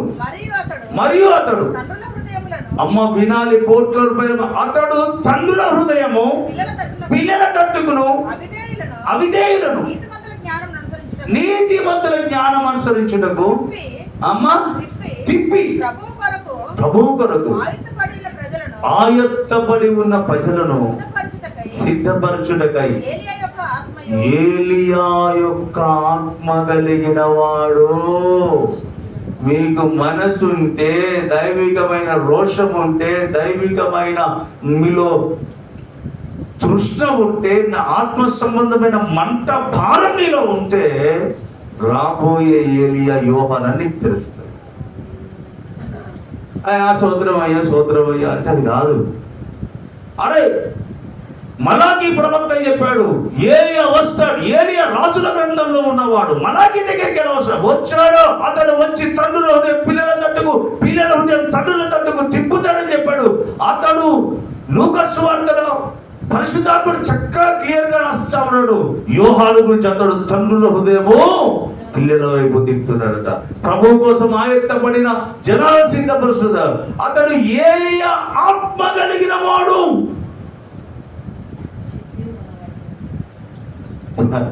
అర్థమైతే మీకు? ప్రభువు ఏర్పాటు చేసిన భయంకరమైన దినం రాకముందు ఏం జరుగుతుందంటే ఏలియా వస్తాడు. ఏలియా ఎవరు అనుకుంటున్నారు? బాప్తిస్మం ఇచ్చు యోహాను ఏలియా ఆత్మ కలిగిన వాడు అని నేను చెప్పట్లేదు, యేసయ్యే చెప్తున్నాడు డైరెక్ట్ గా. అతడు ఏలియా ఆత్మ కలిగిన వాడు, అతడు ఏలియా ఆత్మ కలిగిన వాడు, అతడు ఏలియా ఆత్మ కలిగిన వాడు అని క్లియర్ గా మనకు తెలుసు. యెహోవా ఏర్పాటు చేసిన భయంకరమైన మహాదినము జరగక ముందు ఏం జరుగుతుందంటారు? ఏలియా రావాలి, ఏలియా వచ్చిపోతే భయంకరమైన మహాదినం జరగాలి. ఇది యెహోవా నియమించిన ఏర్పాటు చేసిన దినం ఏం జరుగుతుంది అంటే ఏలియా వస్తాడు. ఆ ఏలియా వచ్చిన తర్వాత దేవుడు నియమించిన భయంకరమైన మహాదినం జరుగుతుంది. ఈ మహాభయంకరమైన దినము ఏం జరుగుతుందంట? అక్కడ ఒక బలి జరుగుతుందంట. యెహోవా ఏర్పాటు చేసిన దినంలో ఏమంటారంట? ఈయనే దేవుడు, ఇతడు దేవుని కుమారుడు, ప్రజలు కేకలు వేస్తారంట. ఆ యెహోవా నియమించిన దినము సూర్యుడు గాఢాంధకారం అయిపోతాడంట, మేఘాలు గాఢాంధకారం అయిపోతాయంట. యెహోవా నియమించిన దినం ఏం జరుగుతుందంటే, ఆ దినము రాకముందు బాప్తిస్మం ఇచ్చు యోహాను ఏలియా ఆత్మ చేత భూమి మీదకి వచ్చాడు. ఇది జరిగింది కాబట్టి దీని తర్వాత యెహోవా ఏర్పాటు చేసిన దినం జరగాలి. దేవునికే మహిమ కలుగునుగాక. దేవుని సేవకుడిగా నేను చెప్తున్నాను, ఇన్ని సత్యాలు మీకు తెలిసినప్పుడు నీ గుండె ఎట్లుండదు సార్? గుండె మండాలి. ఇన్ని సత్యాలు మనకు తెలిసినప్పుడు నీ గుండె మండుతా ఉండాలి. నువ్వు చప్పగా సల్లారిపోతున్నావు అంటే నరకానికి అడుగులు పడుతున్నట్టు లెక్క. నువ్వు సల్లారిపోతున్నావు అంటే ఏంటంటే నువ్వు దేవుడికి మెల్లమెల్లగా దూరం అవుతున్నావు అని అర్థం చేసుకోవాలి. బాప్తిస్మం ఇచ్చు యోహాను ఏలియా ఆత్మ కలిగిన వాడని ఎంత క్లియర్ గా ఆ భయంకరమైన మహాదినం రాకముందు ఏలియా వస్తాడని చెప్పిన తర్వాత ఎంత వైరాగ్యం రావాలి మనకి. బాప్తిస్మం ఇచ్చు యోహానే ఏలియా ఆత్మ కలిగిన వాడు. దేవునికి మహిమ కలుగునుగాక. హల్లెలూయా. దేవునికి స్తోత్రం. హల్లెలూయా. దేవునికి మహిమ కలుగునుగాక. మంచిది. మరి ఈ భక్తులు ప్రవచనాలు చెప్పారు కదా.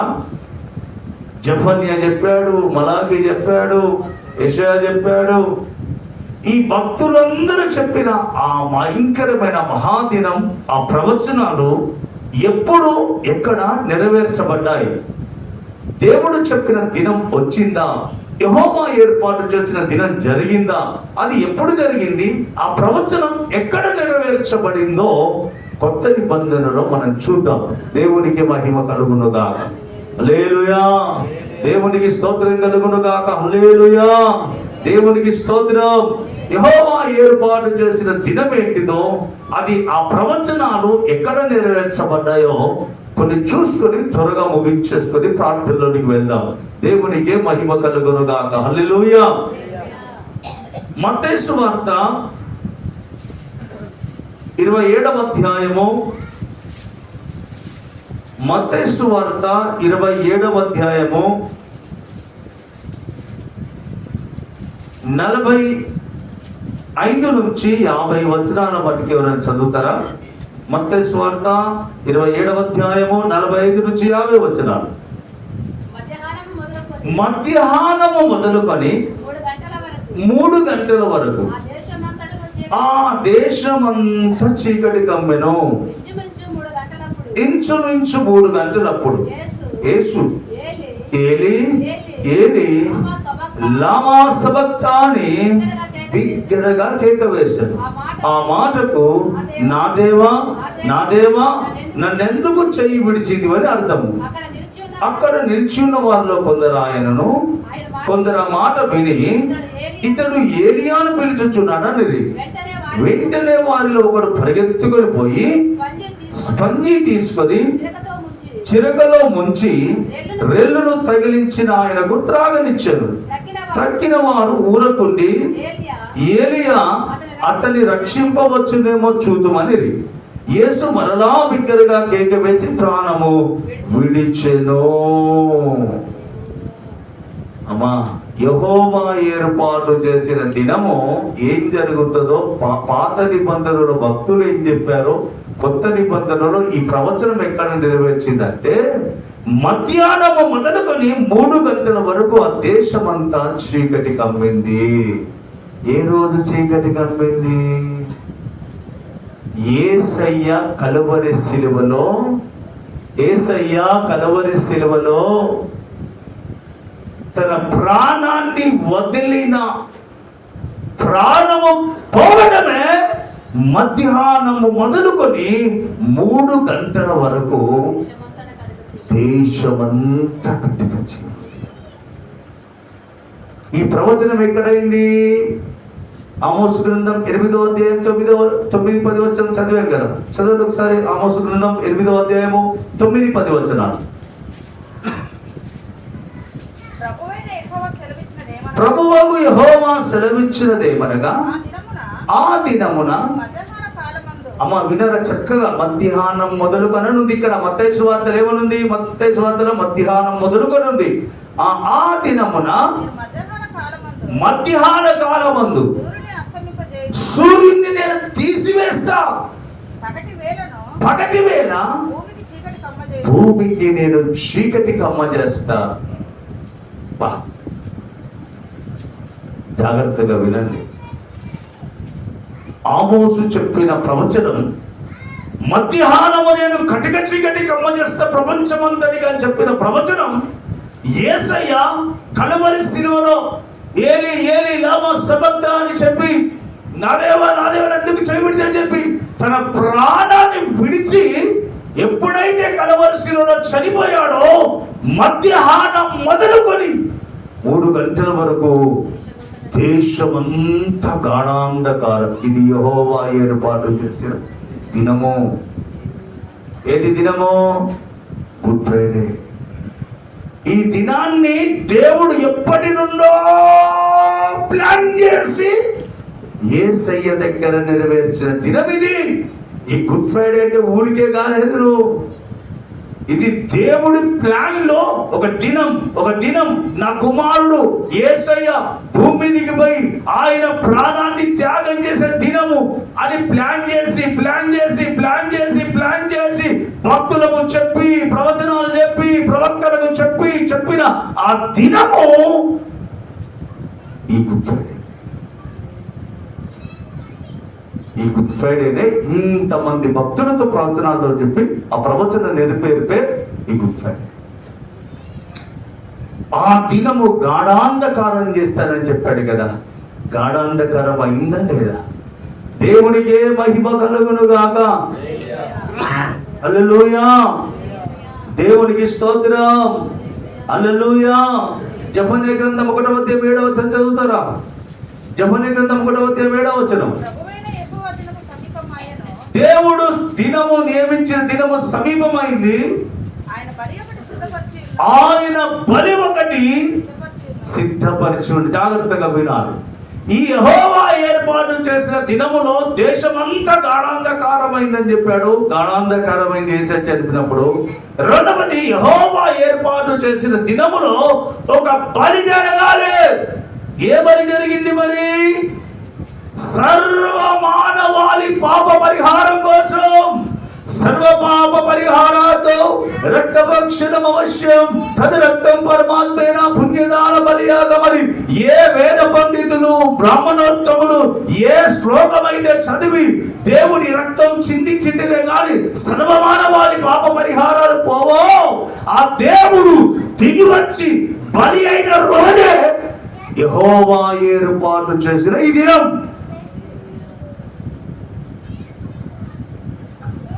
ఇది యెహోవా ఏర్పాటు చేసిన దినం. ఈ రోజు ఒక పెద్ద బలి జరగాలి. ఏ బలి? గొర్రెల బలి కాదు, పశువుల బలి కాదు, ఎద్దుల బలి కాదు. సాక్షాత్తు దేవుని కుమారుడైన యేసయ్య తన ప్రియమైన కుమారుడు, ఏకైక కుమారుడు కల్వరి శిలువలో బలి అయిన బలి జరిగిన దినమే యెహోవా ఏర్పాటు చేసిన దినం ఇది.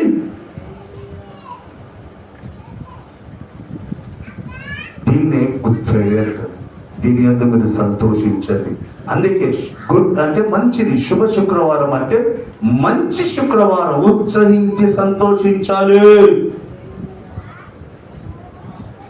ఆ దినం ఒక బలి జరుగుతుంది. ఆ బలి యేసయ్య నీ కొరకు నా కొరకు కలువరి శిలువలో 3 మేకుల మధ్యలో వేలాడబడి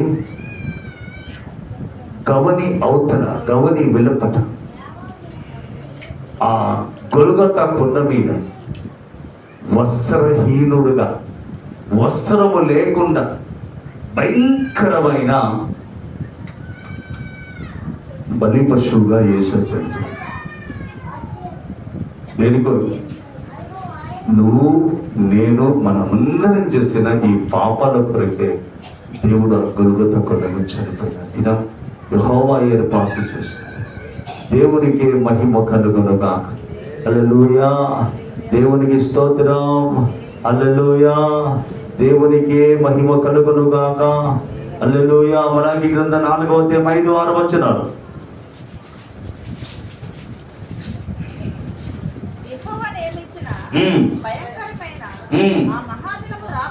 ఆ భయంకరమైన ఈ గుడ్ ఫ్రైడే దినం రాకముందు నేను ప్రవక్తయగు ఏలియాను నీ యొద్దకు పంపుదును. వచ్చాడా లేదా?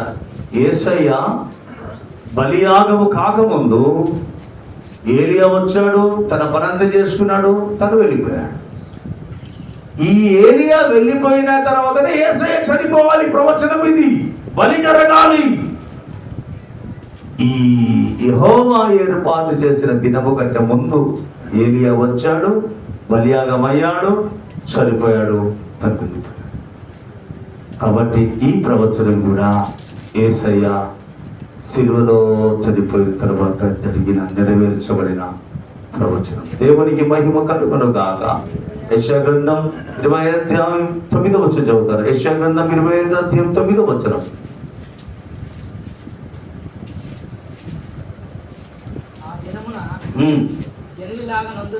ఆ దినమున జనములు ఇలాగందురు,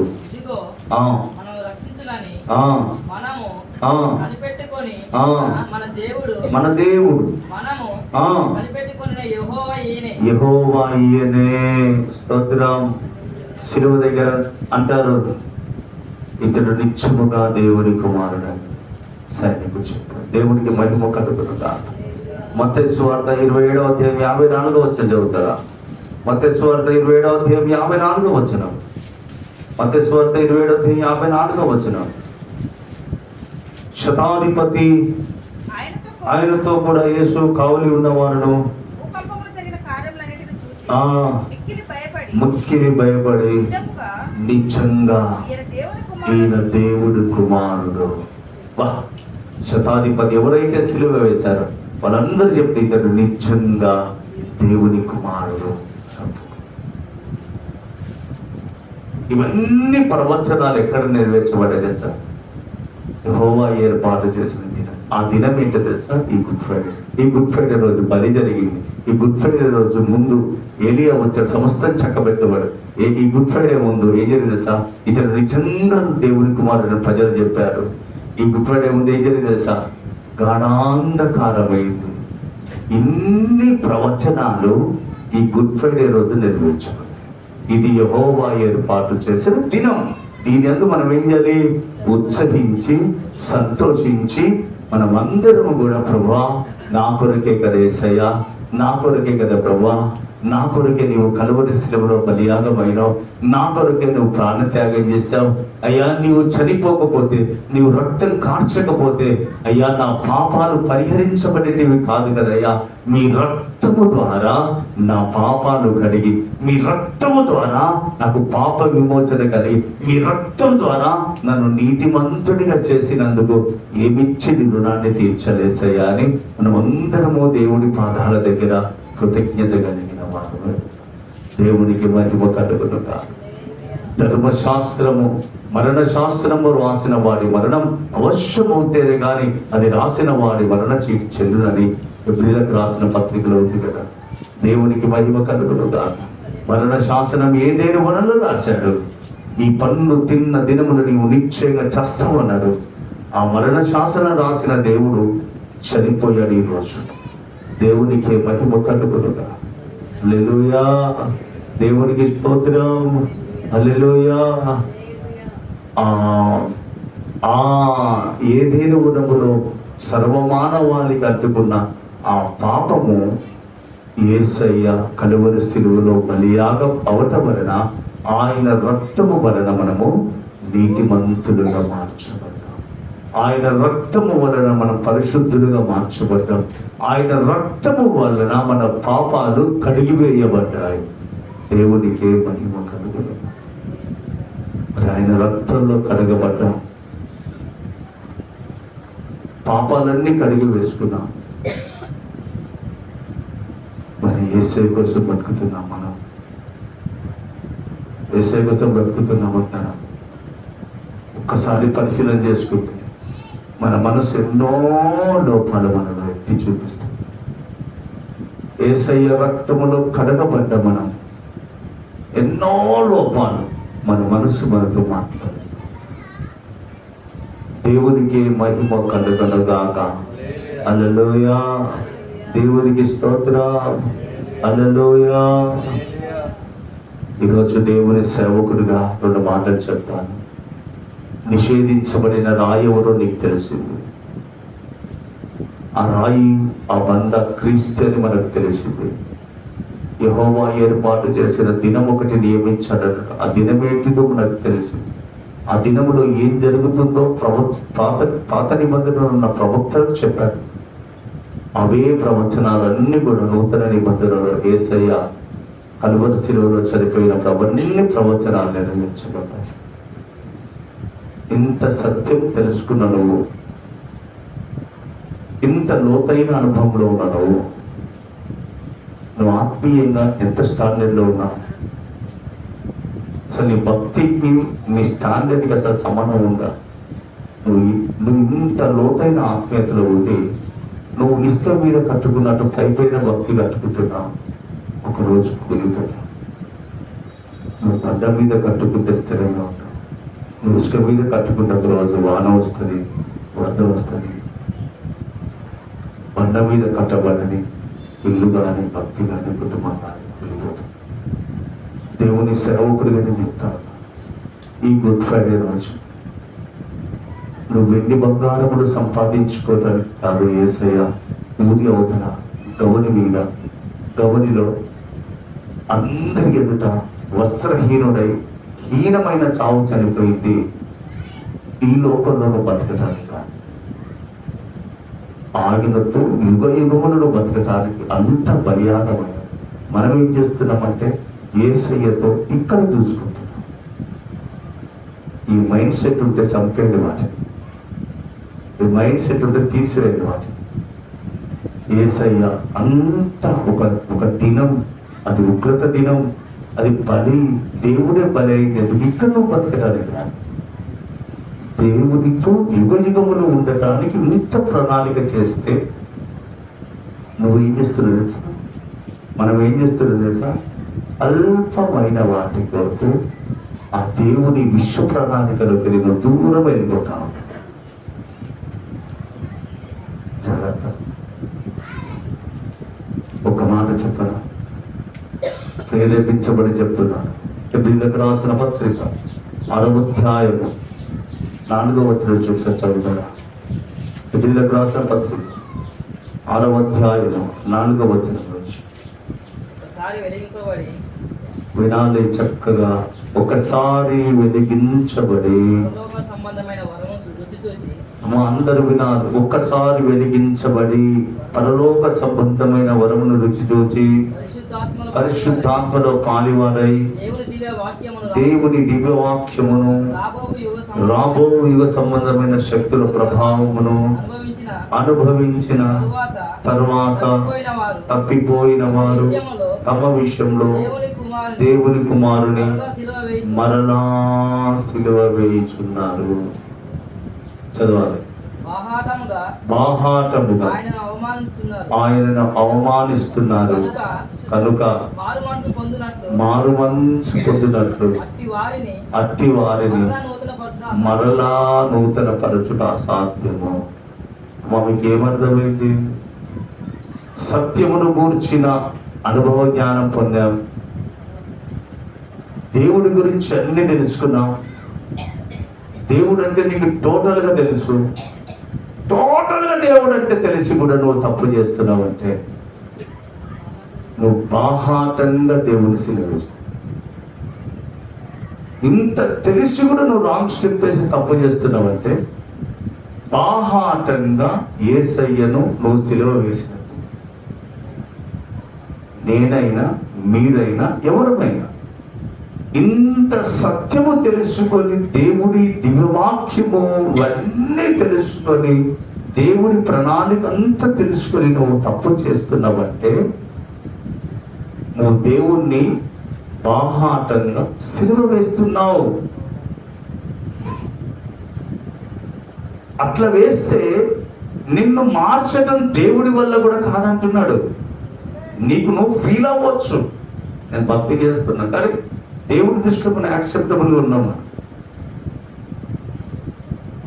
మనకి మనం ఫీల్ అవుతాం భక్తి చేస్తున్నామా, కానీ దేవుడి దృష్టిలో ఓకేనా కాదనేది జడ్జిమెంట్లో తేలిపోతాం. ఈ గుడ్ ఫ్రైడే రోజు యేసయ్యను సిలువేసేలాగా బతుకుతాం. మనం దొంగ మార్పు చెంది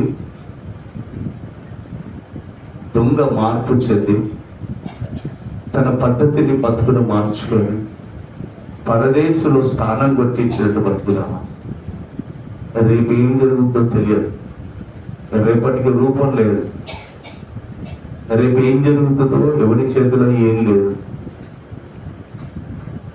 దొంగంటాడు, నేడే అయ్యా నన్ను జ్ఞాపకం చేసుకోవా, నేడు నీవు నాతో పరదేశంలో ఉంటా.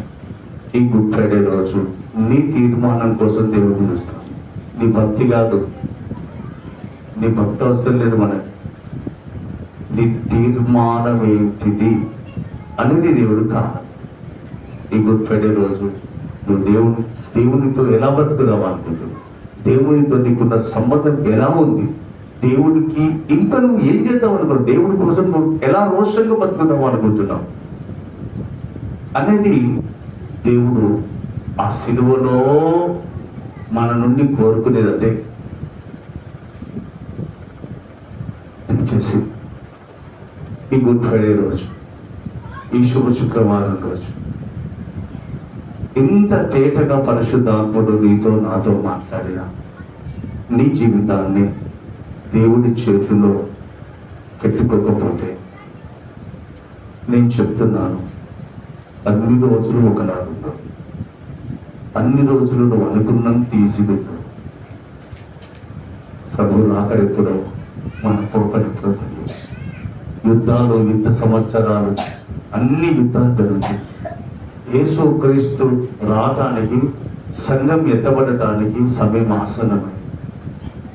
ఇలాంటి సమయములో కూడా నువ్వు మంచి తీర్మానం తీసుకోకపోతే పరలోక రాజ్యము వెళ్ళటం అనేది అసంభవం. నీ జీవితం నీ చేతుల్లోనే ఉంది. పరలోక రాజ్యానికి వెళ్తావా?